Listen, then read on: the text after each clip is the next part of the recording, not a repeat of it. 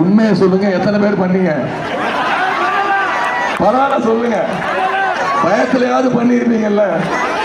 சரி பண்ணி பாப்போம், மோடி சொல்றாரு நம்மளும் உருட்டுவோன்னு பண்ணிருப்பீங்கல்ல. யாருமே பண்ணல. அதுதான் தமிழ்நாட்டு மக்களுடைய பெருமை.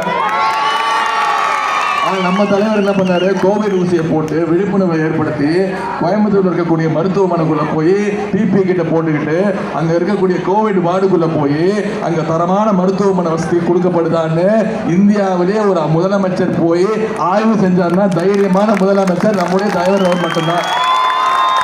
ஒத்துக்கிறீங்களா?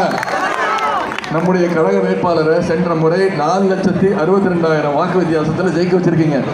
அண்ணன் டாக்டர் கலாநிதி வீராசாமி அவர்களை.